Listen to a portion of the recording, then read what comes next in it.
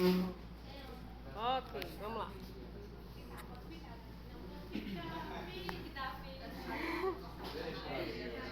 Minha gente, boa tarde. Então, hoje nós vamos ver aqui a anatomia e a embriologia do sistema cardiovascular, certo? Certo, microfone, ok. Então, para que vocês facilite a compreensão de vocês, a gente vai começar fazendo o quê?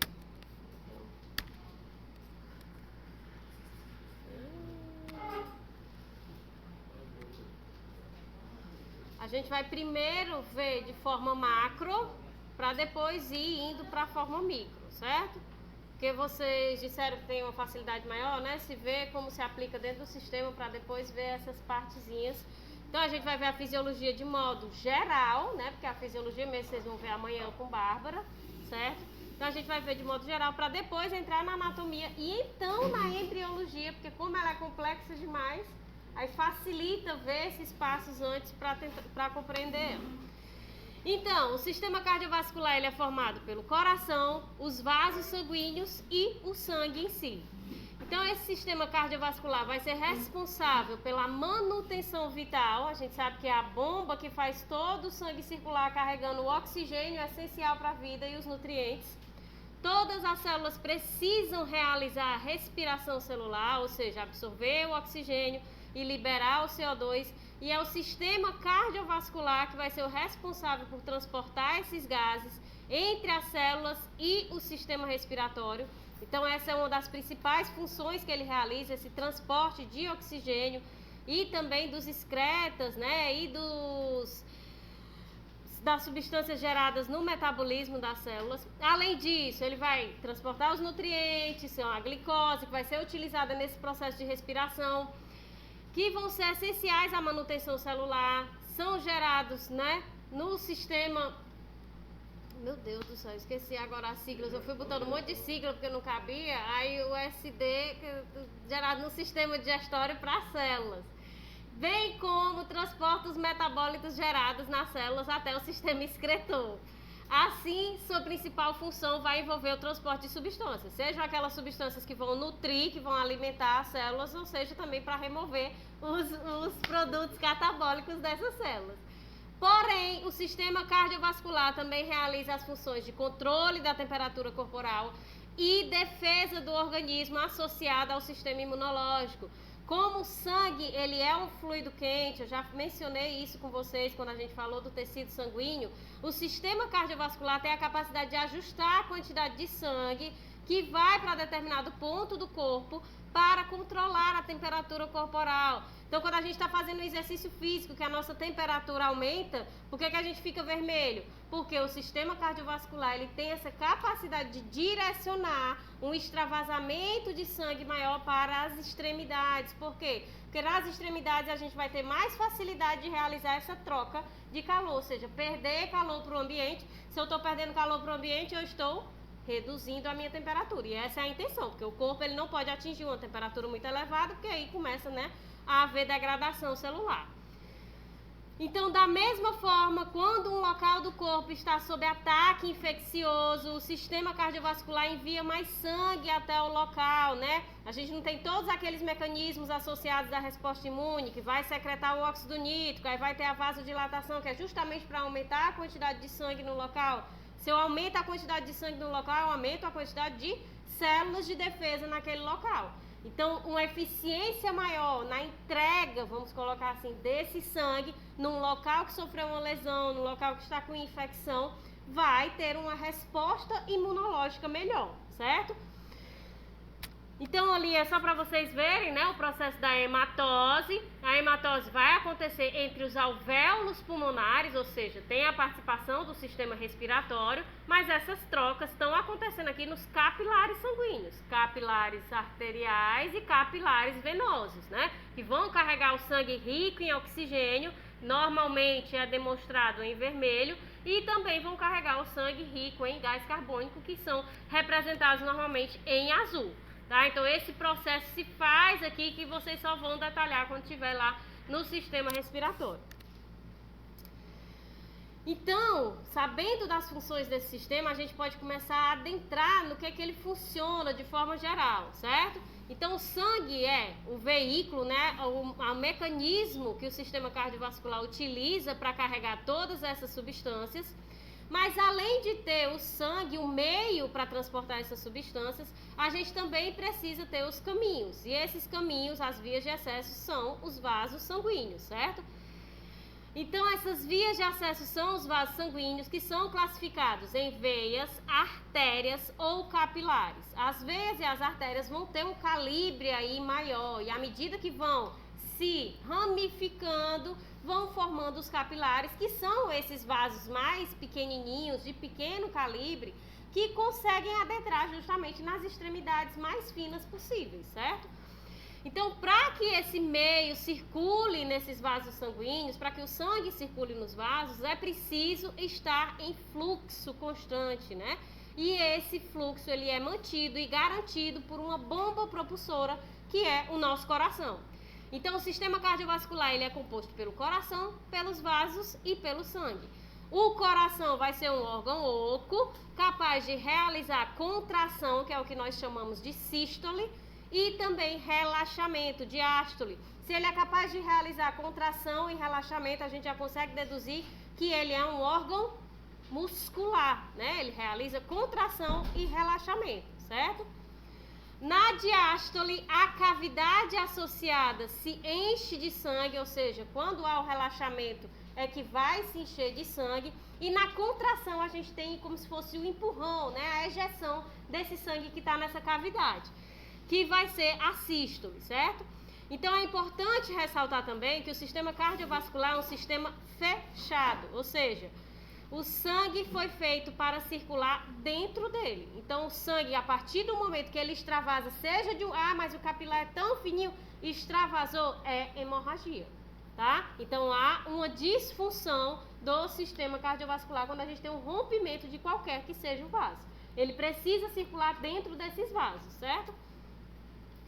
O bombeamento desse sangue para manter o fluxo envolve a contração e o relaxamento do coração de forma coordenada, de forma que os átrios e ventrículos não podem contrair simultaneamente, constituindo o que a gente chama de ciclo cardíaco. Então, o processo de contração e relaxamento é aquilo que a gente ouve, né, dos batimentos, é o que a gente chama de ciclo cardíaco. Então, vamos entender superficialmente do ciclo, né, que tem vários mecanismos associados. Então, no ciclo cardíaco, primeiro, o sangue chega aos átrios, que o sangue que chega aos átrios é um sangue desoxigenado, né, aquele que veio do corpo vai chegar no átrio direito, certo? Através das veias cavas, veia cava superior e veia cava inferior. Esse sangue que chega no átrio direito é um sangue desoxigenado que veio do corpo. Por que ele é desoxigenado? Porque ele já foi, entregou o oxigênio e os nutrientes e voltou com o gás carbônico e os excretas, né? Que ficaram lá no sistema renal que vocês já viram.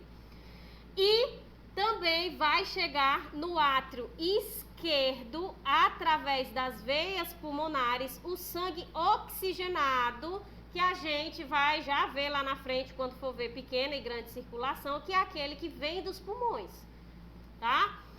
Então, inicialmente, o começo do ciclo cardíaco é isso. Entra o sangue nos átrios, tanto direito como esquerdo. Então, eu quero que vocês consigam visualizar que o início do ciclo cardíaco é o sangue entrando, mas visualizem, no direito está entrando sangue desoxigenado, no esquerdo está entrando sangue oxigenado. Iniciou o ciclo cardíaco. Nessa entrada do sangue dentro dos átrios, cerca de 70% escoa para o ventrículo diretamente, certo? Então, o sangue não vai passar apenas quando os átrios contraírem, não, 70% já vai direto, espontaneamente, certo? Então, esses 70% escoam para os respectivos ventrículos. Então, aquilo que está no átrio direito vai para o ventrículo direito e o sangue que está no átrio esquerdo vai para o ventrículo esquerdo. Depois vai acontecer a sístole. O que é a sístole? A contração dos átrios. E é para que essa contração, se já escoou 70%, é para escoar o restante dos 30%, certo? E aí, isso acarreta no enchimento dos ventrículos, e quando esses ventrículos eles se enchem, isso vai causar um aumento de pressão dentro desses ventrículos. E é justamente esse aumento de pressão que vai desencadear o fechamento das válvulas interatrioventriculares, certo? Então tem a válvula tricúspide, né, entre o átrio direito e o ventrículo direito, e nós temos a válvula mitral ou bicúspide entre o átrio esquerdo e o ventrículo esquerdo. Então o sangue escoou 70%, depois contraiu e foi os 30% restantes, e aí causou um aumento de pressão intraventricular. Esse aumento de pressão causou o fechamento dessas válvulas, certo? Beleza, as válvulas fechadas, né, é que vão causar o que a gente conhece como o primeiro barulhinho do batimento cardíaco, que é o que a gente chama de bulha cardíaca. Então, o fechamento da válvula tricúspide e o fechamento da válvula bicúspide é o primeiro barulho que a gente ouve, né, a primeira bulha que a gente escuta. Tum, a outra vai vir tum, né, logo em seguida. Então, esse é o primeiro que a gente escuta nesse processo. Depois disso, né, segue-se então o início da sístole dos ventrículos. Chegou o sangue nos átrios, passou para os ventrículos, esses átrios contraíram para passar completamente o sangue. Entrou nos ventrículos todos, 100% do sangue, causou um aumento de pressão que causa o fechamento das válvulas. Por que é importante o fechamento dessas válvulas? Se os ventrículos também vão contrair, vocês concordam que poderia ter um refluxo, um retorno, né, desse sangue. Então, as válvulas têm que fechar quando a gente tem esse aumento de pressão, para garantir que quando os ventrículos venham a contrair, a gente não tenha esse retorno. Então, é isso que vai acontecer. Aumenta a pressão, as válvulas fecham e inicia a sístole dos ventrículos. E aí, o que é que vai acontecer? Durante o início dessa sístole, dessa contração, nós ainda não temos a ejeção do sangue, certo? Por quê? Porque a artéria aorta e a artéria, o tronco pulmonar da artéria pulmonar que vai se dividir, né, em direita e esquerda, tem uma pressão maior do que a que está nos ventrículos. Então, só vai acontecer a ejeção quando essa pressão, à medida que ele for contraindo, o volume está o mesmo, né? Se ele não está ejetando, o volume mantém o mesmo, mas ele está diminuindo o espaço contraindo. Então, vai aumentar a pressão. Então, vai chegar um determinado momento que essa pressão intraventricular vai finalmente ultrapassar a pressão que está dentro das artérias. E aí, sim, esse sangue vai ser ejetado. Então, esse período em que a gente tem a contração desses ventrículos e a pressão ainda não consegue suplantar a pressão dentro das artérias para ejetar o sangue, nós chamamos de contração isovolumétrica. Isovolumétrica porque é o mesmo volume, né? E fica lá contraindo com o mesmo volume dentro dos ventrículos até que a pressão consiga ultrapassar das artérias, tá?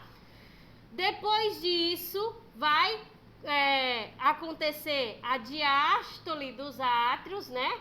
Que vai... A diástole dos átrios não, permite a entrada do sangue no... Meu Deus, vai continuar a contração dos ventrículos. Eu acho que eu copiei de cima e colei, aí ficou só o pedaço ali. Vai continuar a contração do ventrículo e aí vai ultrapassar a pressão dentro do ventrículo para as artérias, e as válvulas semilunares, que é a válvula aórtica e a válvula pulmonar, elas vão finalmente se abrir. E aí ele contrai totalmente e o sangue vai ser ejetado, certo? Então a gente vai já ver na figura de novo, só para fixar, tá? Então, em um determinado momento, a contração que iniciou nos ventrículos vai atingir o ponto em que favorece que a pressão intraventricular seja maior que a pressão dos vasos de saída do sangue do coração, né? Que são as artérias, fazendo com que as válvulas semilunares se abram. Vai se abrir a válvula aórtica da aorta no ventrículo esquerdo, né? Que a aorta sai do ventrículo esquerdo, e a válvula pulmonar do tronco pulmonar do ventrículo direito, que o tronco pulmonar sai do ventrículo direito, certo? Aí a contração se completa, o sangue total dos ventrículos é impulsionado por essas artérias, e aí Quando a gente tem a passagem do sangue oxigenado, lembra que eu falei lá no início que o sangue desoxigenado entra no átrio direito. Se ele passa para o ventrículo direito também tem o sangue o quê? Desoxigenado. Então, quando esse ventrículo direito contrai completamente e consegue ejetar o sangue, ele está enviando pelo tronco pulmonar sangue desoxigenado, que vai lá para os pulmões justamente receber oxigênio de novo. Então, é por isso que a gente chama de pequena circulação, porque ele é enviado só lá para os pulmões para voltar para o próprio coração. Porque a gente também viu no começo que no átrio esquerdo tem a entrada do sangue oxigenado, justamente vindo dessa pequena circulação. Quando ele passa para o ventrículo esquerdo, no ventrículo esquerdo nós também vamos ter sangue oxigenado. Quando ele contrai para ejetar esse sangue através da aorta, a aorta vai enviar esse sangue para todo o organismo. Então, como é um caminho maior, né, para todo o corpo, todos os tecidos que precisam receber esse oxigênio e também os nutrientes que estão aí no sangue, a gente chama de grande circulação ou circulação sistêmica, tá? Mas beleza, a gente está ainda dentro do ciclo cardíaco. Então, a contração se completa, esse sangue ele é impulsionado através dessas artérias, certo? E depois que esse sangue é ejetado pelas artérias, o que é que vai acontecer? Se eu estou diminuindo o volume dentro dos ventrículos, eu vou começar a ter de novo o que é a redução da pressão, né? Então, quando eu tenho essa pressão, o que foi que eu disse para vocês também lá no começo? Que dentro das artérias a gente tem uma pressão muito elevada. Os ventrículos só conseguem impulsionar o sangue quando ele realmente começa a contrair e aumentar muito a pressão. Então, quando o volume cai, a pressão dele começa a cair. Se a pressão dele cai, a pressão das artérias elas vão ser maior. Então, as válvulas que se abriram por conta da diferença de pressão, elas vão novamente se fechar. Por que é importante esse fechamento das válvulas semilunares também? Para evitar o refluxo da mesma forma, certo? Então, a gente vai ter nesse momento, né, que as válvulas semilunares se fecham, o segundo barulho, a segunda bulha cardíaca que a gente escuta, que é a segunda batidinha, tum. E aí a gente fica, depois desse tempo todinho, né, discutindo isso aí, a gente acha que é algo demorado, mas não é, tum. Então, fechou a tricúspide, a bicúspide, já foi em seguida, já fechou as semilunares, certo? Então, a gente vai ter, depois disso, do fechamento dessas válvulas das artérias, um período chamado de relaxamento isovolumétrico. À medida que a pressão vai caindo, chega um momento em que a pressão intraventricular se torna menor que a pressão atrial, fazendo com que as válvulas atrioventriculares se abram novamente. Ou seja, vocês conseguem visualizar que até o momento em que se ejetou o sangue, as válvulas semilunares fecharam. Quem é que ainda está fechada também? As válvulas tricúspide e a bicúspide. Elas permanecem fechadas. Elas só vão abrir quando? Quando a pressão dentro dos ventrículos cair tanto que favoreça a abertura dessas válvulas para poder haver a passagem do sangue que está no átrio para os ventrículos, certo? E essa pressão ela vai caindo justamente que a gente vai ter na redução do volume dentro desses ventrículos, que ele está sendo ejetado. E assim finaliza o ciclo cardíaco. Então, o ciclo cardíaco inicia com a entrada de sangue nos átrios, 70% escoa, em seguida a gente vai ter uma contração para empurrar os 30% restantes. Quando todo o sangue é impulsionado dentro dos ventrículos, aumenta... Oi? Professor, o sangue já está na artéria e a pressão lá é maior do que o ventrículo. Essa válvula semilunar vai se fechar, né? Isso. Então, nos ventrículos, como aumentou esse volume, a gente tem um aumento da pressão. Essa pressão já é suficiente para impulsionar esse sangue através das artérias, seja a aorta, seja a pulmonar? Não, ele precisa iniciar a contração. Por quê? Porque ele está diminuindo o espaço, tendo o mesmo volume. Isso vai aumentar a pressão, porque as artérias, dentro delas, têm uma pressão muito elevada. Então, ele precisa suplantar a pressão que existe dentro das artérias. Então, ele vai iniciar a contração, mas as válvulas semilunares das artérias ainda não abriram. Essa contração, enquanto não se abrem as válvulas semilunares, é chamada de contração isovolumétrica. Beleza, ultrapassou a pressão dentro das artérias, finalmente as válvulas semilunares se abrem, ele completa a contração, bombeia o sangue através das artérias, e aí, como ele vai diminuindo o volume, a pressão dentro dele vai caindo. Se vai caindo a pressão dentro dele, o que é que vai acontecer? As válvulas semilunares, elas vão se fechar, né? Então, o sangue, ele não tem o refluxo, ele segue em frente, e aí, fechou essa válvula, a pressão dentro dos ventrículos cai mais ainda, porque ele começa o processo de relaxamento, válvulas semilunares fechadas para impedir o refluxo do sangue, válvula tricúspide e bicúspide também fechadas, porque a pressão do ventrículo ainda está elevada.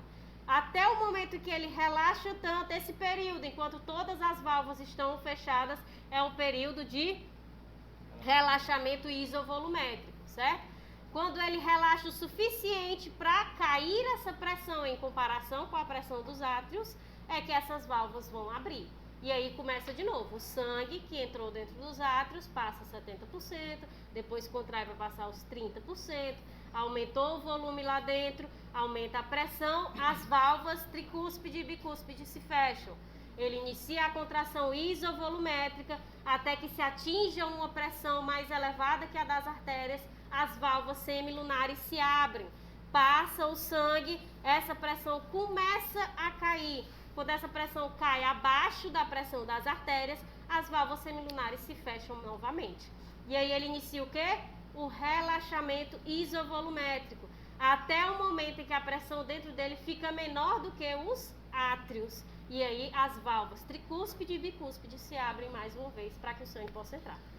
Oi. Em relação à entrada do sangue pela veia cava, tem alguma válvula ou ele entra de forma direta? Assim? De forma direta, né? Porque as veias, elas já têm as válvulas que ajudam a retornar junto com a bomba musculoesquelética, né? Então já é diretamente.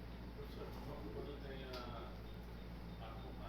contração do ventrículo, todo o sangue sai do ventrículo ou ainda fica tipo um volume morto lá? O ideal, assim, que se vê, né, é que todo o sangue sai, mas algumas vezes fica retido um pequeno volume. É por isso que a gente tem a demora no retorno da pressão, porque não fica um volume completamente irrisório. Mas o certo, na condição saudável, é que todo o volume seja bombeado, né? Mas pode acontecer de ficar um volume irrisório, tá entendendo? Então aqui, ó, vamos lá. Oi. Pronto, vou explicar agora aqui, ó. Bora ver aqui. Então aqui a gente tem o coração, ó, percebam. Nós temos o átrio direito. No átrio direito chega sangue desoxigenado a partir do corpo através das veias cava superior e inferior, que traz da parte inferior do corpo e traz da parte superior do corpo. Esse sangue desoxigenado pode passar para o ventrículo direito. Aqui, ó, tudo azul porque é sangue desoxigenado. Esse sangue desoxigenado, quando esse ventrículo contrair, ele vai ser impulsionado pelo tronco pulmonar, que se divide na artéria pulmonar direita e esquerda. Por quê? Porque vai para o pulmão direito e vai para o pulmão esquerdo para ser oxigenado. Então, suponho que subiu aqui para o pulmão, fez a hematose para receber o oxigênio, lá vem descendo com sangue completamente oxigenado as veias pulmonares, ó, que são 4, certo? São 2 veias pulmonares direita, a superior e a inferior, que vem do pulmão direito, e 2 veias pulmonares esquerda, uma superior e uma inferior, que estão trazendo sangue oxigenado, por isso representado em vermelho. Entra aqui nesse átrio esquerdo, passa para o ventrículo esquerdo, continua em vermelho e vai ser ejetado pela aorta, que vai enviar para todo o corpo o sangue oxigenado. Mas como é que acontece esse processo do ciclo cardíaco, né? Desse bombeamento? Então, inicialmente, a gente tem aqui, né, a entrada de sangue nos átrios, certo? Então, a gente tem a entrada de sangue no átrio direito e no átrio esquerdo. Que foi que vocês acabaram de ver?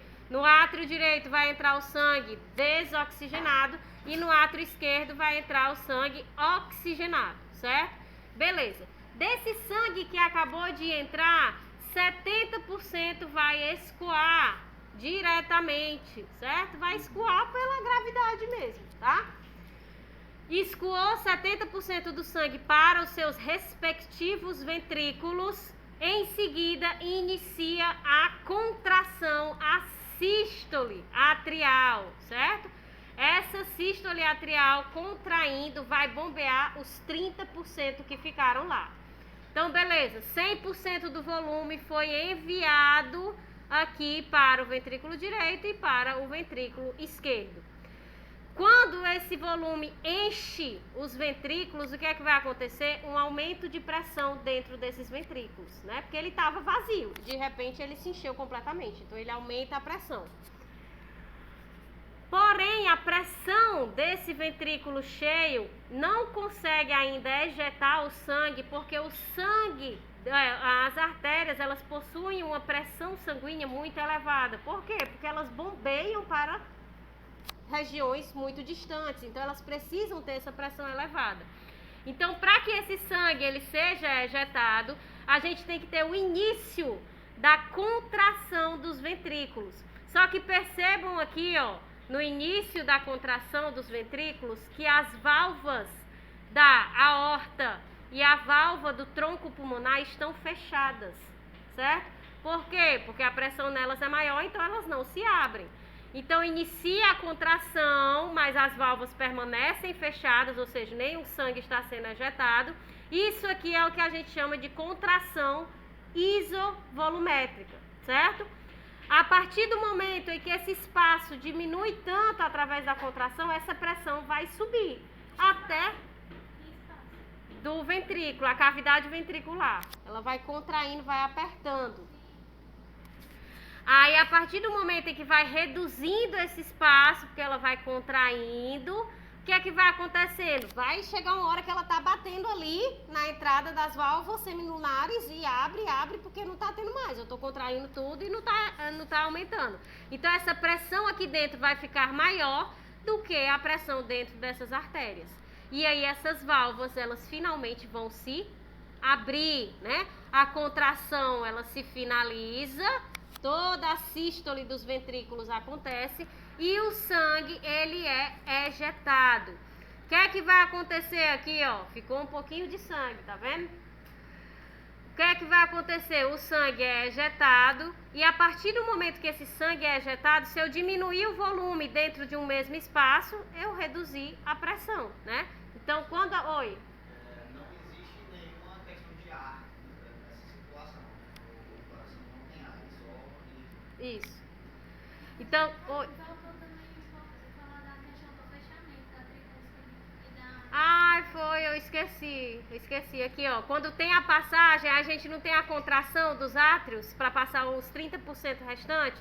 Então, quando chega aqui, aumenta a pressão e esse aumento de pressão faz com que a válvula tricúspide e a válvula bicúspide se fechem, certo?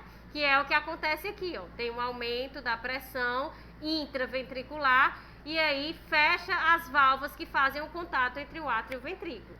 Inicia a contração isovolumétrica. Quando essa pressão supera a pressão interna das artérias, as válvulas semilunares se abrem e aí esse sangue ele é ejetado. Oi. Como funciona o mecanismo para, por exemplo, as válvulas semilunares abrirem, só que as válvulas atrioventriculares não? A pressão permanece alta. Quando é que a pressão vai cair aqui? Ela não fecha, as válvulas tricúspide e bicúspide, elas não fecham por causa da pressão?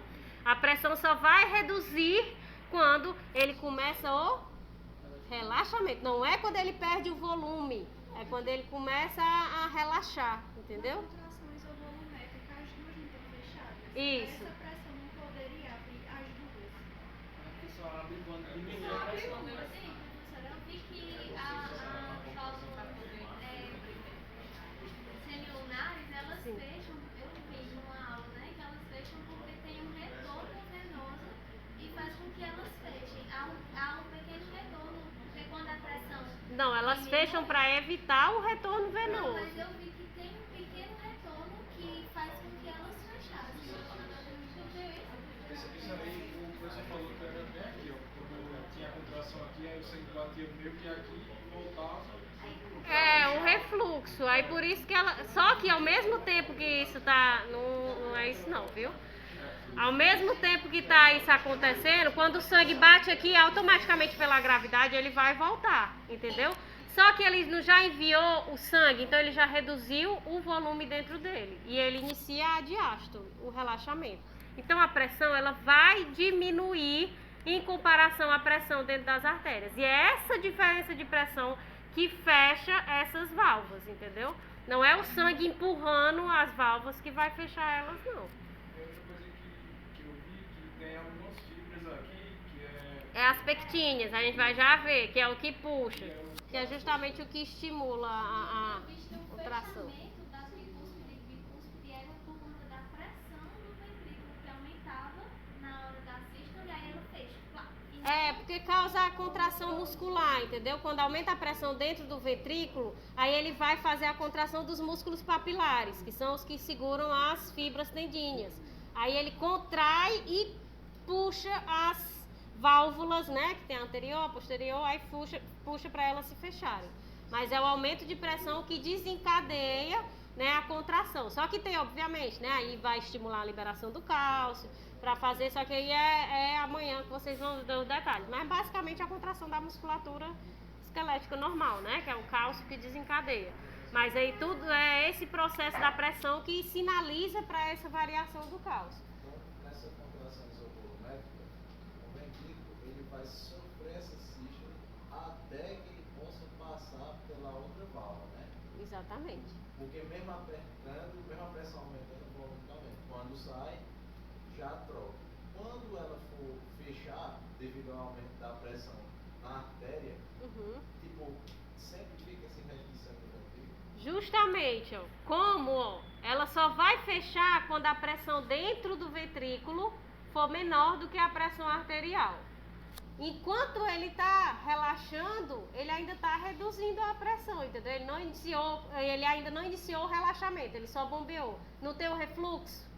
Então vai voltar. Tanto nem todo o sangue é bombeado, né? Pode ficar a quantidade irrisória, como eu disse para ele, mas também pode ter um pequeno refluxo, que são, aí, se tiver um grande refluxo, uma grande variação, aí a gente tem as patologias, né?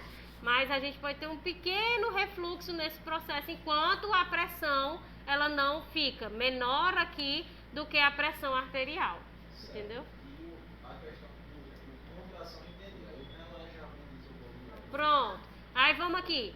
Chegou aqui, acabou a contração isovolumétrica, inicia a mais contração para quê? Para que essa pressão ela de fato suplante a pressão que tem dentro das artérias. Aí as válvulas semilunares se abrem, o sangue é ejetado. Beleza. Como o sangue foi ejetado, a quantidade de líquido, né, de volume dentro das cavidades reduz para o mesmo espaço e essa pressão começa a cair. Quando essa pressão começa a cair, essas válvulas semilunares, elas se fecham para evitar o quê? O refluxo sanguíneo. Então, beleza, as válvulas semilunares se fecharam. Agora, a gente tem aqui o ventrículo sem praticamente nada de sangue, né? Com a pressão baixa, mas ele tá o quê? Ele tá contraído, né? Ele contraiu para ejetar. Agora ele precisa voltar ao seu estado normal para quê? Para diminuir ainda mais a pressão, para vir o sangue de quem? Para abrir as válvulas tricúspide e bicúspide e vir o sangue dos átrios para ele. Então ele precisa agora abrir o espaço para quê? O maior espaço para esse mesma quantidade de volumezinho vai diminuir a pressão. Então ele começa o relaxamento, mas enquanto ele está no relaxamento isovolumétrico, as válvulas tricúspide e bicúspide já abriram? Não, porque a pressão dentro do ventrículo ainda não diminuiu o suficiente, entendeu? Tá confundindo o volume do sangue que fica e o volume do ventrículo em si. Porque o volume Sim, aumenta. exatamente. O espaço dentro dele aumenta, o volume do sangue ele que diminui. Então, quando ele vai relaxando isovolumetricamente, né? Até que chega um momento em que ele relaxa o suficiente para a pressão dentro dele ser menor do que a do átrio. As válvulas tricúspide e bicúspide finalmente se abrem e a gente inicia o ciclo cardíaco de novo. Essas válvulas, tricúspide e bicúspide, a diferença delas, tem alguma explicação para uma ser 2 e a outra ser 3? Porque ela é tipo a camada, né? São 3 válvulas que formam cada válvula, E o sangue né? oxigenado é 2, é? Do sangue oxigenado é Tem alguma 2. explicação para isso? Rapaz, acho que nem em embriologia eu vi essa explicação. Com certeza deve ter uma explicação, mas eu não vi essa explicação não de embriologia. Oi. É uma dúvida em relação ao sangue. Por que ele continua a circulação se a válvula fecha? Tipo assim, é por causa da contração dos vasos, dos músculos, o que é? A gente vai já ver a estrutura dos vasos, principalmente as artérias, que é o caso, a artéria aorta e a artéria pulmonar, elas têm uma quantidade de musculatura, né? Que é isso que mantém a pressão dentro delas tão alta. Por isso que é difícil suplantar a pressão interna dessas artérias. Então, ok, o músculo cardíaco, né? O ciclo cardíaco. Então vamos entrar na pequena e na grande circulação. Depois disso é só o ritmo cardíaco e a gente entra na anatomia. Eita, diacho. Portanto, o fluxo de sangue é possível graças à impulsão pelo ciclo cardíaco, né? Então esse sangue ele vai circular através de artérias. Coloquem em mente que as artérias são aquelas que saem do coração, certo? E aí elas vão se subdividindo, transformando em vasos de menor calibre, que é o que a gente chama de arteríolas, e então de capilares oxigenados, certo? Que tem um calibre decrescente, ou seja, a luz vai diminuindo, né? Justamente para conseguir irrigar todos os tecidos e extremidades. E depois, quando as células fazem a troca, né? Elas receberam o oxigênio e os nutrientes, então elas devolvem o gás carbônico e os excretas, elas vão devolver isso aos capilares desoxigenados, que vão se unindo para formar vênulas de calibre cada vez maiores, que vão se unindo para formar as veias, né, tendo assim um calibre crescente nessa situação, que vão entregar esse sangue desoxigenado lá no coração. Então, após passar por todos os tecidos do corpo, o sangue desoxigenado e rico em gás carbônico chega ao coração através das veias cavas superior e inferior. Né? Oi. Acho que pode dizer que o sinusal dele vai ser um tipo específico de cada O quê? Tem várias terminações específicas de artérias, de veias, que a gente na anatomia chama de em outros sistemas, tá entendendo? Tem outros nomes específicos. Não necessariamente você tem que chamar sempre de artéria tal, né? Tem essas variações. Após passar por todos os tecidos, esse sangue vai entrar no átrio direito, ou seja, entrar no coração através das veias cavas superior e inferior, que são as maiores veias do corpo. Então, aquilo que chega no coração é veia, aquilo que sai do coração é artéria, certo? Então, o sangue desoxigenado chega no coração através das veias cavas, né? Esse sangue que chega no átrio direito, ele vai passar para o ventrículo direito e vai ser encaminhado pelo tronco da artéria pulmonar, né, para os pulmões. Então essa artéria vai carregar o sangue pobre em oxigênio, né? Depois esse tronco pulmonar da artéria pulmonar, ele vai se dividir em artéria pulmonar direita e esquerda, que é para o pulmão direito e para o pulmão esquerdo, e chega aos pulmões. Lá vai acontecer o processo de hematose, portanto o sangue ele foi oxigenado. Então, esse sangue oxigenado vai voltar ao coração para ser bombeado por todo o corpo novamente, para suprir as necessidades metabólicas das células, e o sangue vai retornar ao coração. Se está chegando ao coração, é por veia. Que veias são essas? As veias pulmonares, certo? Então, chega ao coração o sangue oxigenado pelas veias pulmonares para o átrio esquerdo. Do átrio esquerdo, o sangue vai passar para o ventrículo esquerdo, que a gente já viu, que vai contrair e ejetar esse sangue oxigenado para todo o corpo, através da maior artéria do corpo, que é a aorta, certo? Portanto, o lado esquerdo do coração contém sangue rico em oxigênio, por isso é representado em vermelho, normalmente, né? enquanto o lado direito é representado em azul porque tem sangue desoxigenado, né? Pobre em oxigênio. A circulação sanguínea entre o ventrículo direito do coração e os pulmões, e dos pulmões de volta para o átrio esquerdo, é chamada de pequena circulação ou circulação pulmonar. Que sai do ventrículo direito o sangue desoxigenado, vai para os pulmões, recolher oxigênio novamente e retorna no átrio esquerdo para o coração. Então é uma circulação menor do que o corpo todo, né? Já a circulação do ventrículo esquerdo... Cadê esse negócio aqui? Deixa eu tirar isso daqui. Será que isso fica, hein, na gravação? Eu acho que não fica também não, mas vai aqui, né? Então a circulação do ventrículo esquerdo para a aorta e os tecidos do corpo, e do corpo de volta para o átrio direito, é chamada de grande circulação ou circulação sistêmica. Por quê? Sai o sangue oxigenado do coração para todo o corpo, e aí os capilares e vênulas e veias vêm recolhendo o gás carbônico e os excretas desse corpo, desse sistema, e devolve lá no átrio direito. Então essa é a grande circulação. Então aqui fica mais fácil, né? Só passa aqui, ó, esse negócio. Vai entender, meu Deus. Aqui, ó. A gente tem aquela figurinha representada em azul. O lado direito que carrega sangue desoxigenado e o lado esquerdo que carrega sangue oxigenado.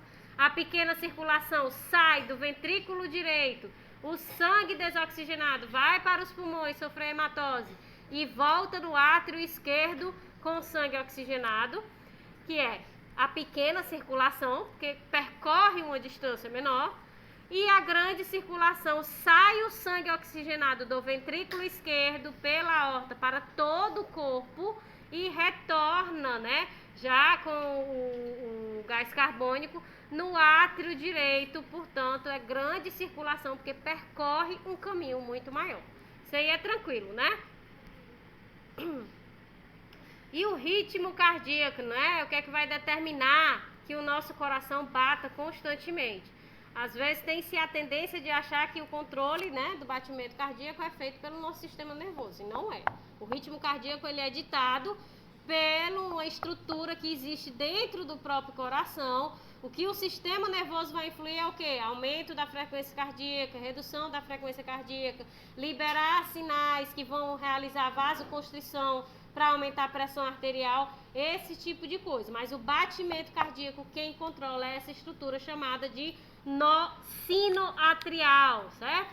Então, na parte superior do átrio direito, existe uma estrutura de células especializadas em gerar estímulos para a contração do miocárdio, que é chamado de nó sinoatrial, responsável pela frequência cardíaca, que é o chamado marca-passo natural. É ele quem vai ditar o ritmo cardíaco. E para coordenar a contração do ciclo cardíaco, que foi que a gente acabou de ver no ciclo cardíaco, que os átrios contraem primeiro, né, isso? E depois é que vai ter a contração dos ventrículos.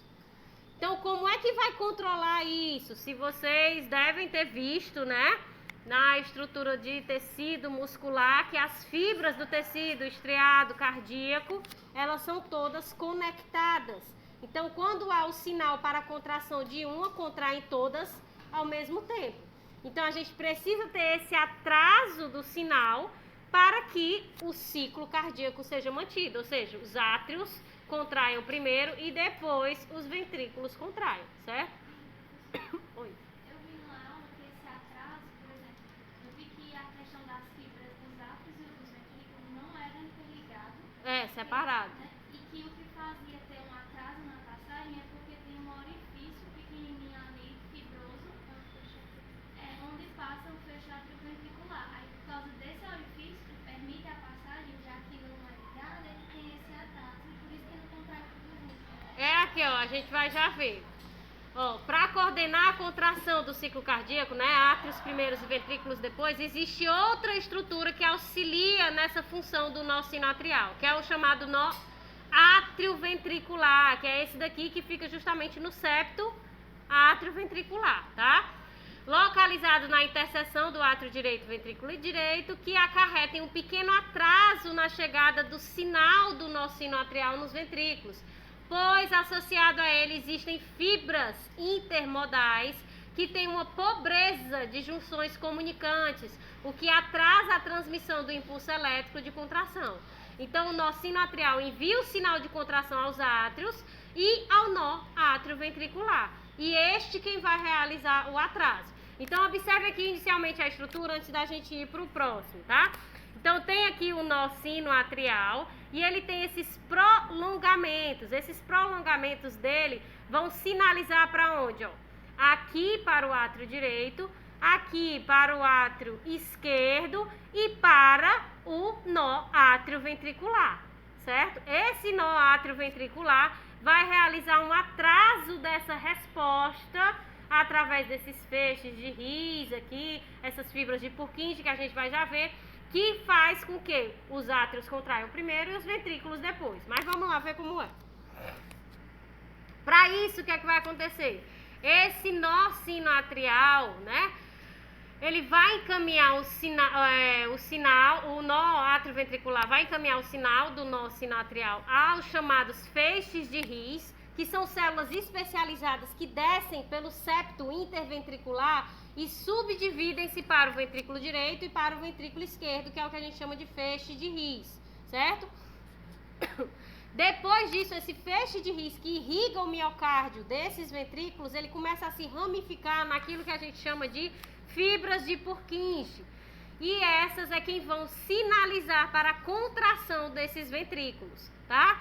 Então é importante destacar também que a eficácia desse sistema é complementada por uma divisão entre o miocárdio que recobre os átrios e o miocárdio que recobre os ventrículos. Ou seja, a própria estrutura anatômica evita que o impulso elétrico de contração se propague dos átrios para os ventrículos, mantendo o ciclo cardíaco. Primeiro átrio, depois ventrículo, certo? Por quê? Porque os miócitos cardíacos das paredes ventriculares, eles são mais extensos do que os das paredes atriais e reduz a velocidade de passagem do sinal. Isso é uma das coisas que contribui para esse atraso. Então, imagine, voltando aqui, né? Vocês veem isso aqui que está recobrindo o átrio direito, o átrio esquerdo, o ventrículo esquerdo, o ventrículo direito, é o miocárdio, certo? Percebam que o miocárdio, né? O estriado cardíaco que recobre os átrios, ele é bem mais delgado, bem mais fino do que o que recobre os ventrículos, ou seja, eles são bem mais espessos. Por quê? Porque os miócitos que formam esse miocárdio, eles contêm miofilamentos em muito maior quantidade. É a mesma coisa da hipertrofia do músculo esquelético. Quanto maior a fibra muscular, mais miofilamentos de actina e miosina ela vai ter. Entendeu? Então ela é mais espessa. Então imaginem vários miócitos aqui. Aí tem centenas de miócitos. E quando chega bem aqui, tem um único, né, miócito bem grandão, com uma pequena estrutura com junção comunicante. Então, como ele vai transferir essa sinalização através do cálcio, né, que é esse transporte de cálcio que acontece, como é que ele vai transferir por uma única junção comunicante, em vez de várias, que é o que é, por exemplo, que acontece entre os miócitos que formam essa camada. Então, vocês veem que tem, a gente pode dizer aqui, uma separação entre o miocárdio que recobre os átrios e o miocárdio que recobre os ventrículos, certo? Oi. Esse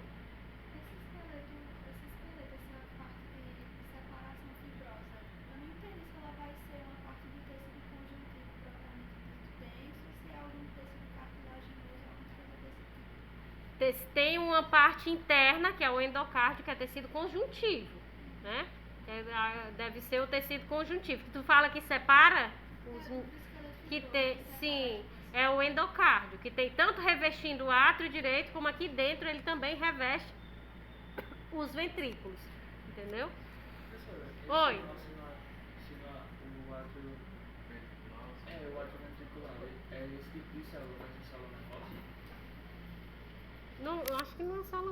Não. É um miocárdio especializado. É. Então, célula muscular? Não vai ser uma célula muscular, É porque ele não autoexcitada. desempenha contração muscular. É de uma diferenciação a partir de uma célula miocárdica, entendeu? Então não é uma caracterização assim. Não é neurônio. De célula nervosa, não. Então, ó, além disso, dessa divisão anatômica, né? De ter ali a separação entre o miocárdio, dos átrios e dos ventrículos, a gente tem que esse nó átrio-ventricular faz esse atraso da resposta do nó sinoatrial. Então, como é que isso vai acontecer, né? Vale ressaltar que esse estímulo de contração desencadeado pelo nó sinoatrial, ele é sempre igual, né? Ele não acontece de uma hora a contração ser mais intensa, né? Ah, eu vou dar um sinal aqui para a contração do átrio ser mais intensa agora. Aí depois que a pessoa está relaxada, não, vou dar um sinal aqui para uma contração ser mais tranquila. A contração, ela é sempre de mesma intensidade, fora condições patológicas que não é o nosso foco. Mas em condições normais, a contração ela é sinalizada sempre igual. Ou seja, é aquilo que se coloca nos livros, o tudo ou nada, né? Ou contrai desse mesmo jeito sempre, ou então não contrai, não completa o processo de contração, tá? O que vai variar em condições normais vai ser o quê? A frequência cardíaca e os processos de vasoconstrição ou vasodilatação, né? Que nas condições patológicas pode ter alterações, que já vai ter a função aqui, um papel, uma mãozinha do sistema nervoso, né? Nesse processo de aumento ou redução da frequência cardíaca e de vasoconstrição e vasodilatação. Ah, mas se a contração ela é sempre a mesma, se não tem variação desse ritmo cardíaco, então é sempre igual. Em condições patológicas a gente pode ter algumas alterações, que é o que a gente chama de arritmia. E a arritmia seja para mais, né, uma contração mais intensa ou uma contração menos intensa. A pessoa não contrai direito, ou seja, não está ejetando sangue suficiente. Se não está ejetando sangue suficiente, não está chegando oxigênio suficiente, certo? Então, a arritmia é seja para mais, seja para menos, a intensidade da contração que é estimulada pelo nó sinoatrial. Se a pessoa tem algum problema, né, no nó sinoatrial, nesse processo de impulso do ritmo cardíaco, são essas pessoas que, dependendo do caso, se a medicação não resolver, tem que fazer a cirurgia de colocação do marca-passo artificial, que é ele quem vai fazer esse impulso elétrico para a contração dos átrios e ventrículos. Esse nó, então, só para recapitular, esse nó sinoatrial é responsável pela contração de átrios e Exatamente. esse nome dele, sinoatrial, tem a ver com sinal e átrio? Sinal, no caso, que É o sinal elétrico que ele acredita que... É. Então aqui, ó, percebam, o que é que acontece? Quando o nó sinoatrial envia o sinal, aqui no átrio direito e no átrio esquerdo, ele já inicia uma resposta até 0,07 de segundos, né? E ele não tem prolongamentos diretamente para os ventrículos. Ele tem prolongamento para onde? Para o nó átrio-ventricular. E esse nó átrio-ventricular, o que é que acontece nas fibras musculares do miocárdio, né? A gente tem justamente que esses prolongamentos aqui desses feixes de His, é como se esses feixes eles não tivessem uma ótima condução do sinal elétrico. Então ele só passa a ter uma ótima condução do sinal elétrico quando ele se ramifica aqui nas fibras de Purkinje. Então todo esse transporte que tem que ter vindo aqui, passagem do feixe de His que vai para o ventrículo esquerdo, o feixe de His que vai para o ventrículo direito, aí as ramificações causam um atraso de 0,07 segundos até 0,019. Ah, professor, e o que é isso aqui que a gente nota? Ó, começa aqui de 0,17, 0,18 e vem para 0,19. Que acontece como se fosse um movimento cíclico dentro do ventrículo, quando ele vai contrair. Ele vai começando a contrair daqueles que começam a ter contato com as fibras de Purkinje que estão aqui, vocês concordam? O feixe de His está vindo primeiro pelo septo interventricular. Então ele vai tendo contato com essas fibras, ele começa a contração, como a contração ela está vindo aos poucos, eu vou imaginando aí como se fosse mesmo, né? Um aperto. Eu estou apertando aqui, depois aqui, então eu vou fazendo um processo cíclico. Então, a contração finaliza nesse ponto aqui em 0,19. Mesma coisa aqui, ó, no ventrículo esquerdo. Teve o primeiro contato, já inicia a contração, vai iniciando, vai empurrando até que finaliza em 0,19. Além disso, de favorecer esse atraso, o que é que isso aqui também é importante? Não está representado aqui na imagem, né, lá do Guyton. Mas bem aqui nessa direção, a gente tem um estreitamento para quem, ó? Imaginem aqui, ó, para o tronco pulmonar. Bem aqui a gente tem um estreitamento para quem? Para a aorta. Então, como eu faço esse movimento cíclico, é como se eu fizesse um movimento que já direcionasse para a saída. Então, tudo isso favorece a ejeção desse sangue. Além disso, por que que essas fibras, elas dificultam a transmissão do sinal? Porque elas têm em contato com os feixes de His uma pobreza das junções comunicantes nessas fibras que estão associadas aos feixes de His. Então, a resposta que é para ser imediata, por conta da característica histológica do tecido cardíaco, ela não vai ser na impulsão do sinal elétrico do nosso sino atrial, por conta da demora em transpassar esse sinal nas regiões de contato com o feixe de His, certo? Então, aqui, demora a passar. A partir do momento que chegou aqui, aí já vai de uma vez, entendeu? Porque todas as outras fibras cardíacas vão ter as junções comunicantes ótimas, né? Desmossomos, junções gap, vai estar tudo ótimo para fazer essa comunicação. Mas o que fica em contato com os feixes de His não tem junções comunicantes ótimas, então por isso que gera o atraso, além da característica aqui, né, anatômica, essa separação que a gente tem, que é o septo interventricular, que como é revestido de endocárdio aqui e endocárdio dentro dos ventrículos, faz essa separação. Oi. Esses impulsos que ocorrem nessas células de His, no caso, né? Feixes de His. Feixes de His, no caso. No caso, ela transporta como esses impulsos? Os impulsos elétricos, acredito que vocês vão ver amanhã, né? Mas os impulsos elétricos são transmitidos através, né, do processo de contração muscular também pelos íons cálcio, né? Então vai havendo transporte do cálcio, que é algo praticamente imediato, que desencadeia, né, a contração dos miofilamentos que está contido dentro dessas fibras. Aí, manter se hidratado, tá certo. Ai, ai.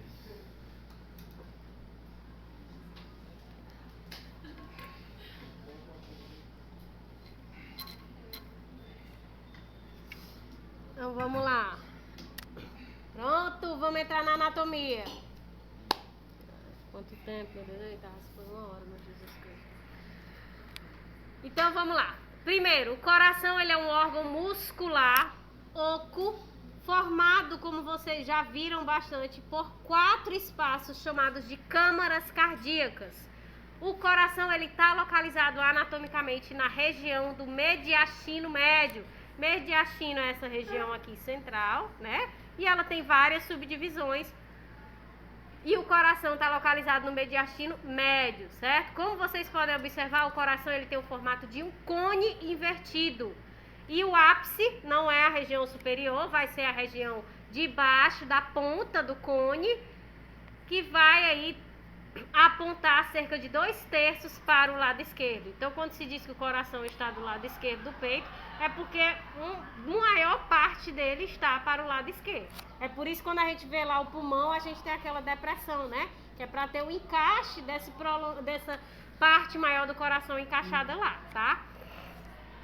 Então, o coração vai ter uma face anterior, que é chamada de externo costal, por quê? Porque está logo abaixo do externo, certo?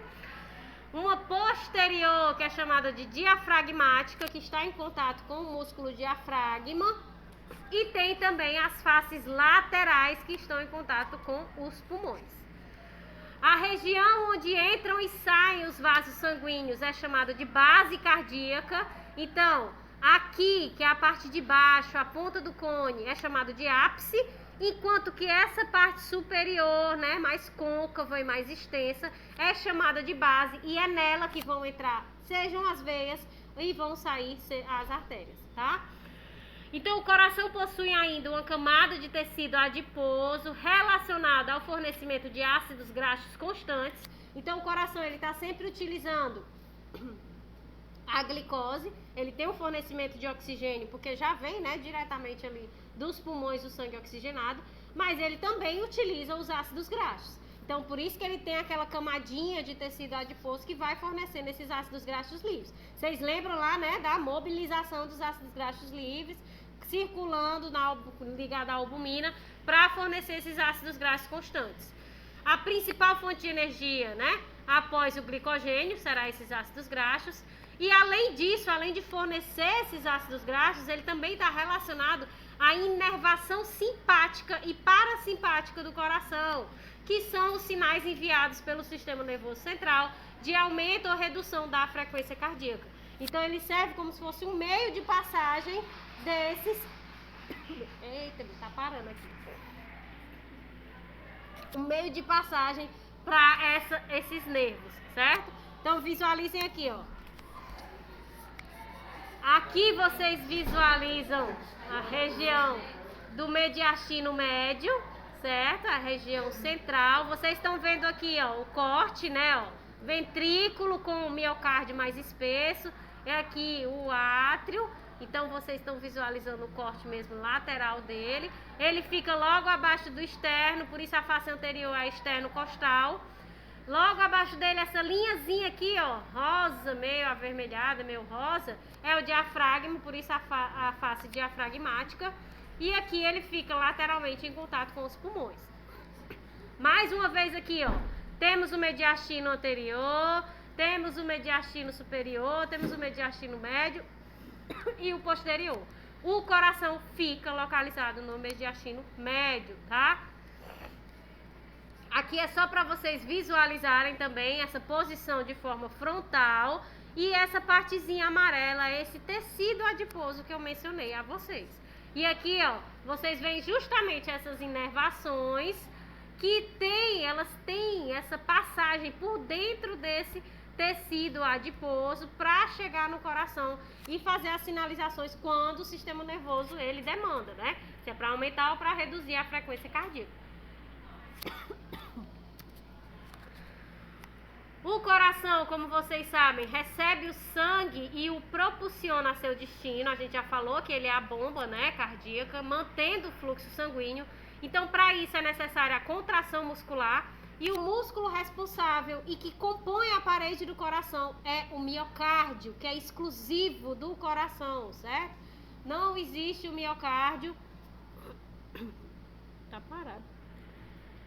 Acho que é porque tá 1 hora e 2 minutos. Ó, parou. Tá contando só 1 minuto. Ah, sim, é verdade. Eu já tava nervosa aqui, eu pronto, não tá gravando, olha. Então, esse músculo ele é exclusivo do coração, né? No momento da embriogênese, ele é sintetizado apenas para esse sistema. E o miocárdio ele é formado pelo tecido estriado cardíaco, portanto, por miofibras compostas por miofilamentos dispostos em feixes, por isso que é chamado estriado, né? Porque a gente tem esses feixes, essas estrias. E todas essas miofibras cardíacas, elas vão ser unidas por junções comunicantes. Dentre essas junções, nós temos os desmossomos e temos também junções chamadas de junções tipo gap. Esses miócitos, eles vão ter aí de 1 a 2 núcleos, eles serão ramificados, por isso que eles formam essa rede completamente comunicada, em que quando eles recebem o sinal elétrico do nó sinoatrial, todos contraem ao mesmo tempo, porque forma essa rede. Eles vão se unir principalmente o que vai, de fato, né? Nós temos, obviamente, o papel dos desmossomos, mas o que vai, de fato, desencadear a capacidade desse miocárdio em contrair todas as suas fibras ao mesmo tempo é a existência dessas junções tipo gap, certo? Não se regeneram as miofibras cardíacas, né? Se a gente tiver um infarto, uma lesão de alguma região, não vai se regenerar. Raríssimas exceções. A gente tem uma célulazinha satélite ali, outra, mas é praticamente impossível. Essas funções são as comunicantes? Isso, são as junções comunicantes. Essa estruturação ramificada e totalmente interligada pelos desmossomos e as junções gaps é que permite a contração simultânea de todas as fibras. Além disso, o coração ele é envolto por camadas de tecido conjuntivo que tem a função de proteger o coração. Então, nós temos aí o pericárdio, que envolve o coração externamente e é dividido em 2 folhetos. O mais externo, que é o chamado de fibroso, que é formado por tecido denso, modelado, né, do tecido conjuntivo. E o mais interno, que é o chamado de seroso, que também é dividido em 2. A gente tem o parietal, que está ligado ao fibroso, e temos o visceral, também chamado de epicárdio, que está ligado diretamente ao coração. O parietal e o visceral têm um espaço entre eles, né? Que é justamente esse processo de proteção. O coração, ele está ali em contato com os pulmões que estão funcionando constantemente, então tem atrito, né? Então tem um objetivo de proteger o órgão, essas membranas de tecido conjuntivo. Da mesma forma que a pleura, né? Que todas essas membranas que revestem. Internamente, a gente ainda vai ter uma camada fina de epitélio, o endocárdio, revestindo o miocárdio e também as válvulas, tá? Então, vamos ver aqui nas imagens. Aqui, ó. O corte histológico do tecido estriado cardíaco é isso aqui. São miofibras todas conectadas, né? Através desses desmossomos aqui, que vão se encaixando, é justamente como tá aqui na ampliação. Como se tivesse mesmo, sabe aqueles bloquinhos de montar? Então, eles vão se encaixando fibra a fibra. Então, eles mantêm uma comunicação constante. Além disso, nós temos aqui entre cada miofibra, além dos desmossomos que fazem essa união, essas junções tipo gap, que estão diretamente relacionadas a essa propagação do sinal do cálcio para a contração de imediato. Então, por isso que eles conseguem nessa rede fazer essa contração imediata de todas as fibras lá do átrio e o miocárdio que reveste os ventrículos, tá? Aqui são as fibras, né? Eita! Aqui são as fibras, tá? A gente tem a camada fibrosa, tá? Que é o pericárdio fibroso. Nós vamos ter o pericárdio visceral, o pericárdio seroso, que é dividido em quê? Pericárdio parietal, que fica ligado ao fibroso, e o pericárdio visceral, que fica ligado diretamente ao miocárdio. Percebam que entre eles a gente tem o espaço pericárdico, né? E revestindo o miocárdio internamente, ou seja, recobre ali a parte interna das cavidades, seja dos átrios ou dos ventrículos, a gente vai ter o endocárdio. Então aqui, ó, essa película que reveste externamente, que é o pericárdio, seja o seroso, seja o fibroso, e internamente a gente tem o endocárdio. Tá tranquilo até agora? Então vamos entrando, né? Vimos externamente o coração. Então as camadas cardíacas, elas são chamadas de átrios e ventrículos. As duas camadas superiores são os átrios e as duas camadas inferiores são os ventrículos. As câmaras do coração são delimitadas por sulcos. O septo interatrial separa os átrios e o septo interventricular separa os ventrículos. E o septo coronariano separa átrios e ventrículos, certo? Nós temos aí essa delimitação em 4 câmaras graças à presença desses septos, que é o que a gente vai ver no processo de septação em embriologia. Porque quando o coração ele começa a ser formado, ele é um tubo único, ele não tem separação. Então a gente precisa que aconteça os processos de septação para separar átrio, separar ventrículo e separar o átrio do ventrículo, certo? Então o átrio direito tem na região anterior o que a gente chama de aurícula direita, que é uma espécie de saco muscular que aumenta a capacidade do átrio, ou seja, como se fosse uma bolsa para encher com mais sangue essa região. Na cavidade, quando a gente remove essa aurícula e abre, que é o que vocês vão conseguir ver nas peças, eu acredito, né? A gente consegue visualizar o quê? Na cavidade direita, a gente vai observar ainda o septo interauricular, ou seja, a divisão que existe entre ele e o átrio esquerdo. Vamos observar uma estrutura chamada de fossa oval ou fossa ovalis, que é uma depressão oval no septo interauricular, ou seja, na parede, né, entre os átrios, que é remanescente do buraco oval do feto, que a gente vai ver lá em embriologia, certo? Também conseguimos visualizar o quê? Os músculos pectíneos, que são cristas ásperas e musculares do miocárdio, localizados na parte anterior e dentro das aurículas. Então, quando a gente pega aqui o átrio direito, a gente quer ver ele, o coração de frente, especificamente o átrio direito. Então, a gente quer remover a aurícula para abrir esse átrio. Quando a gente abre, a gente observa dentro de toda a aurícula a presença desses músculos pectíneos, que são mais enrugados dentro dela. E no átrio direito em si, a gente observa bem na frente a presença desses músculos pectíneos, certo? Que são mais enrugados. Lá dentro, vocês vão ver, quando vocês pegarem a peça, que não é tão enrugado. Além disso, nós também conseguimos visualizar os ósteos das veias cavas superior e inferior, o ósteo do seio coronário, que o coração ele precisa ser irrigado e ele também precisa receber o quê? O gás carbônico e os excretas, não é? Então, quem é que faz isso? Veias que vão formar aí o chamado seio coronário. E esse seio coronário, como ele já está vindo direto do coração, ele já vai desembocar diretamente no átrio direito. Ele não vai transferir para a veia cava mandar o sangue desoxigenado para o coração. Ele já joga lá dentro direto. Então, a gente também observa o ósteo. Vocês sabem o que é ósteo, né?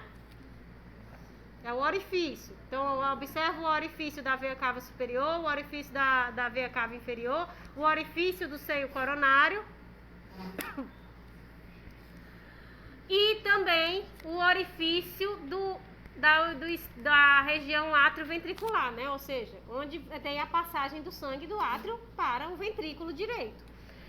E, por fim, visualizamos a crista terminalis. O que é essa crista terminalis? É uma extensão de tecido que separa os músculos do miocárdio do pectinado. Que foi que eu acabei de falar, que quando a gente abre a aurícula direita, que fica em frente ao átrio direito, a gente observa a aurícula direita revestida desses enrugados, né? Desse músculo pectíneo, e observa só na frente do átrio direito esse músculo pectíneo. Quando você olha lá atrás, é liso, é o miocárdio normal, sem essas cristas. Essa crista terminalis faz justamente essa separação entre a região que tem os músculos pectíneos e a região que tem o miocárdio liso, entendeu? Então, vamos lá. Aqui é a posição frontal, né, anterior do coração. Como é que eu sei? Que foi que a gente viu lá na imagem anterior? O ápice do coração, né, que é essa pontinha do cone, é a parte de baixo, que fica 2/3 posicionado para o lado esquerdo do coração. Então, se o ápice está para cá, é porque está certo, né? Aqui é o lado esquerdo e aqui é o lado direito do indivíduo. Aqui, se a pontinha está para o outro lado, significa que aqui é o lado esquerdo, não é isso? E aqui é o lado direito. Então, aqui é a frente do átrio direito. Nessa visão frontal, vocês só conseguem visualizar o quê? A aurícula direita. E nessa visão aqui posterior, vocês já conseguem visualizar um pouquinho do átrio direito e aqui os ósseos, né? Da veia cava inferior e da veia cava superior. Quando a gente abre, a gente remove aqui, né? A aurícula. Observem, ó. Nessa região frontal, a gente tem o músculo pectinado. Vamos visualizar aqui, já mais adentro, né? Não tem mais esse músculo pectinado, tem o miocárdio liso. Quem é que faz essa separação entre a parte enrugada e a parte lisa? A crista terminalis, certo? Que tá aqui na parte de cima, que foi cortada. Oi. O que? Não, tô só falando do aspecto dele que é liso. Não é o nome dele, não é miocárdio liso, não. É só do aspecto que é mais liso. Não tem essas, essas cristas, né? Não tem essas enrugações, tá? Essas rugas, Então, esses músculos pectíneos, eles vão estar mais especificamente na aurícula. aurícula e na parte frontal do átrio direito. Depois vou beber água para ver se volta aqui, porque tá difícil. Também tem no átrio esquerdo. Terminar pelo menos a anatomia, que aí qualquer coisa a gente já pega as peças e vê antes de embriologia, entendeu? Sim. Professora, vai ter uma Rapadura é doce, mas não é de mole. anatomia, né? Acho que vai. Acho que dessa vez vai. É que ano passado o pessoal da teoria ia para o laboratório de lá. Eu estou dando a primeira para quem, no primeiro semestre, alguns sistemas, era interessante que lá também vai ser boas. A gente vai começar. Vou não, porque eu não vou não. Porque até nessa parte de neuro lá é bem interessante, que tem peças bem conservadas. É. Ah, tem peça mesmo de verdade, né? É. Pois é, mas eu já disse pra ela, eu ir pra UFCA eu não vou não.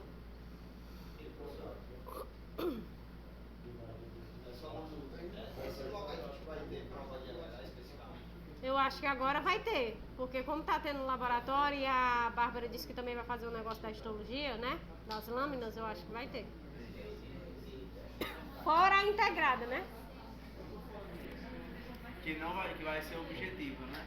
Vai ser Acho que não, acho que vai ser toda aberta, do mesmo jeito. Então vamos lá, além disso a gente visualiza o quê? A gente visualiza o ósseo da veia cava inferior, aqui não está mostrando, mas também dá para ver, né, de frente assim na abertura, o ósseo da veia cava superior. Podemos ver o ósseo do seio coronário, ó, que é a parte que drena as células do coração, trazendo gás carbônico excretas, e vemos aqui a fossa oval, né, que é o remanescente do estágio embrionário, tá? Entre o átrio direito e o ventrículo direito, nós temos a válvula chamada de tricúspide, que impede o refluxo do sangue, ou seja, que o sangue vá no sentido oposto ao qual deveria seguir.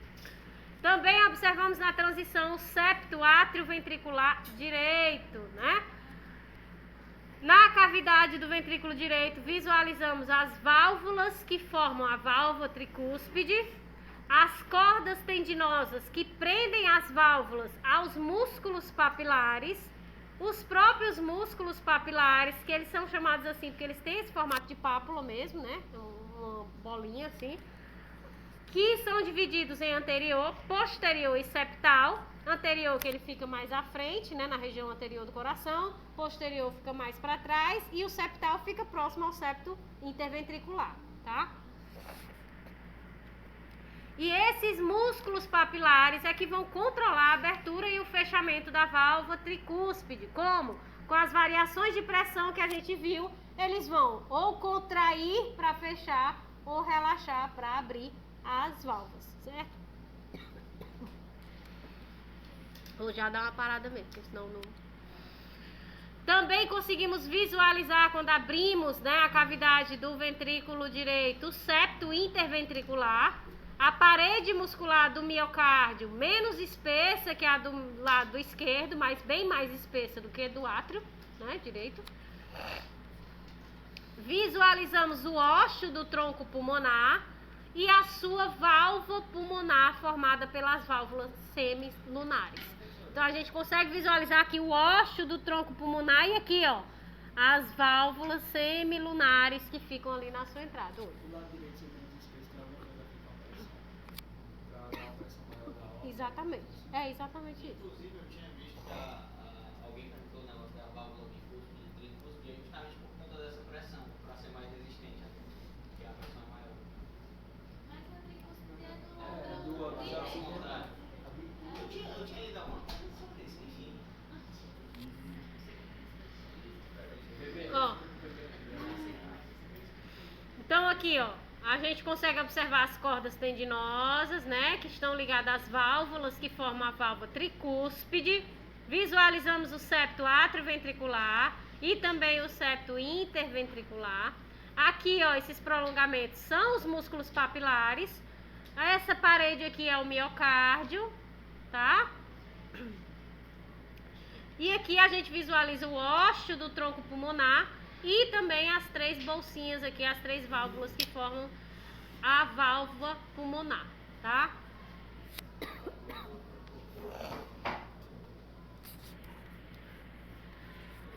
Aqui é só para destacar para vocês, né? Essa válvula. Aqui a gente tem os 3 músculos papilares, ó, que é justamente esse formato de papila mesmo. Então são eles que vão ser responsáveis pelo fechamento e a abertura dessas válvulas, tá? Aqui a visão superior, observem como aqui tem um encaixe mais firme das válvulas arteriais, né? Seja aórtica ou seja da pulmonar. E aqui as válvulas tricúspide e a bicúspide, que também são fechadas por essas cordas pela contração muscular, mas aqui a pressão é que gera o fechamento das válvulas semilunares. A gente não tem cordinhas associadas às válvulas semilunares, certo? As únicas que vai ter a presença dessas cordas controlada por contração dos músculos papilares é a tricúspide e a bicúspide. Mas do lado do ventrículo direito, a gente tem aqui, né, só essas estruturas sendo evidenciadas. Então, vamos lá. Oi? Pode colocar, por favor. Vou. Esse do lado direito, embaixo é a bicúspide? Não, aqui é a tricúspide, que é o ventrículo direito. Não, aqui. Ah, aqui Embaixo. tem que ver a... Aí embaixo aqui? Aqui é a tricúspide. Não, beleza. Aí, ali, tipo assim, se você colocar essa imagem ali na outra, como é que fica? É porque os desenhos, eles são diferentes, né? Tu disse porque tá diferente aqui, mas ele destaca que é porque... Não, mas é porque são de livros diferentes. É porque eu tô tentando imaginar. Ah, o fechamento e a... É exatamente isso. Ela faz essa contração, ela puxa, porque elas ficam caídas, entendeu? As válvulas. Elas ficam tipo. Elas ficam assim, assim, ó. Pronto, aqui elas estão abertas. Elas ficam soltas. Quando esses músculos contraem, puxam as cordas, aí tensiona e elas fecham, entendeu? Meio que puxa pra cima mesmo, né? É, porque ele encurta, como ela tá solta assim, aí ele encurta, aí tensiona pra ela se fechar, entendeu? Aí essas fibras estão meio que nas paredes, assim, do lado. Essas cordas, elas ficam ligadas a esses músculos papilares, que são esses prolongamentos aqui, ó. Que aqui ele desenhou mais evidentemente, né?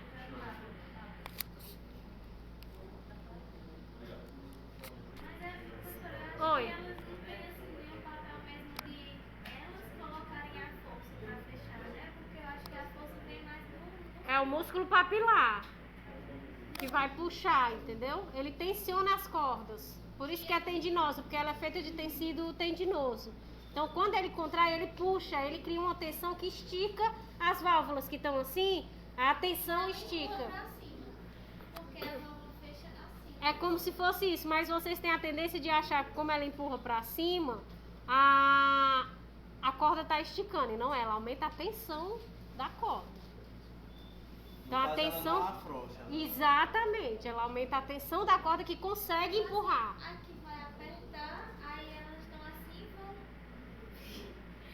No caso é o contrário do que é intuitivo, né? Quando ela É. contrai, é que aumenta a tensão e fecha. Exato. Porque o ventrículo tá contraído e elas Sim. estão lá. Isso, aí o músculo papilar ele vai contrair. Quando ele contrai, ele aumenta a tensão nessas cordas. E o aumento da tensão faz empurrar essas válvulas para cima.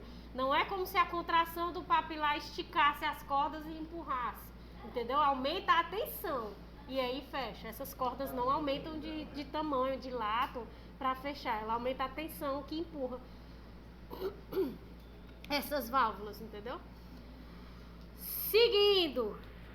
Eita, menino. O átrio esquerdo tem na região, né? Passando agora para o átrio esquerdo, na região anterior, a aurícula esquerda também. Que é a mesma coisa, né? Para aumentar a capacidade do átrio. Só que a aurícula esquerda ela é menor. Cadê a setinha? E mais enrugada do que a direita. Se ela é mais enrugada, a gente pode deduzir que ela tem mais músculo pectíneo. Por que que ela possui mais músculo? Justamente para resistir o quê?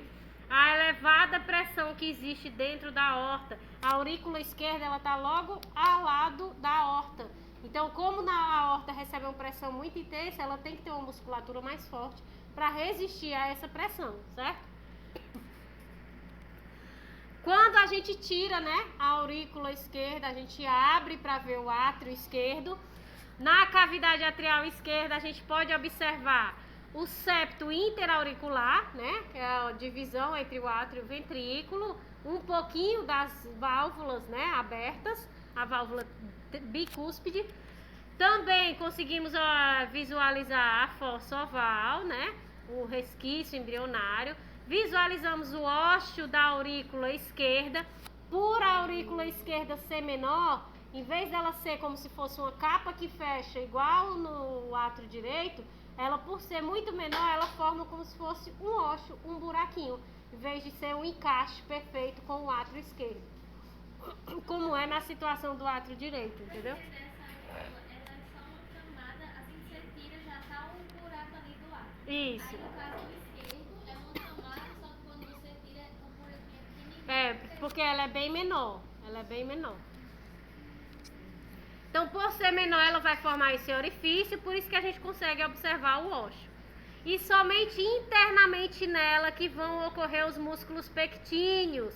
Ela não é bem pequena. Outra diferença para o átrio direito. No átrio direito, a gente vê os músculos pectíneos na aurícula direita e na parte anterior, bem na frente do átrio direito. Já no átrio esquerdo, não. Quando remove a aurícula esquerda, por ela ser pequena e só ter um ósseozinho, um pequeno orifício de passagem, né, do sangue, os músculos pectíneos, eles só preenchem essa aurícula esquerda. Não tem, a gente não observa esse enrugamento dentro do átrio esquerdo. E esse orifíciozinho entrava na veia pulmonar. Não. É como se fosse todas essas aurículas, seja a direita ou a esquerda, é como se fosse uma bolsa para ter uma capacidade maior de absorver o sangue. Então, eu quero bombear um volume maior de sangue. Então, o corpo está necessitando. Aí enche, em vez de encher só o átrio, enche até a aurícula. Então, é como se fosse um espaço maior. Se precisar, eu tenho esse espaço, entendeu? Oi. É um pilotinho assim. Aqui, a aurícula é essa pontinha aqui, ou ela é uma camada assim? Não, é como se fosse uma camada. Vai ficar muito mais fácil de visualizar a aurícula quando pegar a peça, né? Ó, vocês estão vendo isso aqui? Que parece mesmo um pedaço de pele em cima? Isso aqui é a aurícula. É só isso aqui, ó. A esquerda é bem menor do que a direita, certo? A gente também consegue observar os ósseos das artérias pulmonares superior e inferior, direita e esquerda, que são 4 ósseos, né? E o ósseo átrio ventricular, ou seja, da separação entre o átrio e o ventrículo. Então, na região anterior, a gente praticamente só visualiza a aurícula esquerda. A gente não consegue visualizar o átrio esquerdo, porque ele está encoberto aqui, né, pelas artérias. Posteriormente, a gente já consegue visualizar melhor o átrio esquerdo, vendo esses orifícios aqui, que são os ósseos das veias pulmonares superior e inferior direita, superior e inferior esquerda. Quando a gente abre, a gente consegue observar o ósseo da aurícula esquerda, ó, ela é bem pequenininha, aí só dentro dela, observem, que a gente consegue ver os músculos pectíneos, ou seja, aqueles enrugamentos, né? A gente não observa aqui na parte anterior inicial do átrio esquerdo, tá? É só dentro da aurícula. Aí, como ela é pequenininha, vai formar esse ósseo, esse orifício. Também visualizamos, né, o septo interatrioventricular. Observamos o ósseo entre o átrio e o ventrículo e também as válvulas, né? Parte de cima superior das válvulas que separam da válvula bicúspide especificamente. Observamos a fossa oval do mesmo jeito e os ósseos. Aqui é porque nesse corte eles removeram os ossos da veia superior e inferior pulmonar esquerda. Então ficou só o ósseo da veia superior e inferior pulmonar direita, tá? Seguindo. Partindo agora para a última câmara, que é a esquerda. Entre o átrio esquerdo e o ventrículo esquerdo, a gente tem a válvula chamada de bicúspide ou mitral, que impede o refluxo do sangue, né? Também observamos na transição o septo átrio-ventricular esquerdo. Na cavidade do ventrículo esquerdo, visualizamos as válvulas que formam a válvula bicúspide. Então, a gente visualiza as duas válvulas. Visualizamos as cordas tendinosas que prendem as válvulas aos seus respectivos músculos papilares. Também visualizamos os músculos papilares que prendem essas cordas, que a gente vai ter o anterior e o posterior. Lá no ventrículo direito a gente tem o anterior, o posterior e o septal. Aqui a gente só tem essas duas, que vão controlar da mesma forma a abertura e o fechamento da válvula bicúspide. Observamos o septo interventricular e no ventrículo esquerdo conseguimos observar uma parede muscular do miocárdio bem mais espessa, né, do que do lado direito. E aí entra o que vocês já tinham mencionado. Por quê? Porque o lado esquerdo ele faz o bombeamento do sangue para todo o corpo. Então ele precisa de uma força maior para garantir que esse sangue vai chegar em todas as regiões.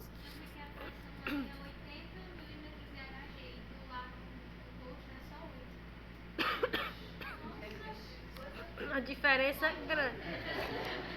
Porque de subir para o pulmão e ir até o pé tem uma diferença muito grande. Então por isso que ele tem essa espessura maior do lado esquerdo. E também visualizamos o ósteo da aorta e da válvula aórtica, que é formada pelas válvulas semilunares. Não, isso aqui não, foi só o corte. Não, foi só o corte para abrir o ventrículo para a gente poder visualizar a cavidade interna. Não tem nenhuma camada, nome específico para essa região, não. Aqui, nesse corte, a gente não está visualizando, né, o ósseo da aorta e a válvula aórtica, mas aqui a gente tem, ó, o fechamento dessa válvula. Então, cadê? Então, beleza. A anatomia do coração, vocês compreenderam? Mas é muita coisa, né? Pois é. E eu tô preocupada que não dê pra ver em biologia, eu tô falando mais rápido. Vocês querem pegar o coração agora, porque a gente vai entrar nos vasos, né? E os vasos realmente é só vocês visualizarem o tecido, pra gente ver ali em meia hora, quem sabe, e aí vocês darem a pausa em 2 horas pra gente voltar, ou... que agora tá 1h30. Aí pega o coração em meia hora, vocês visualizam e a gente volta depois dá um intervalo e volta. Beleza? Espero que minha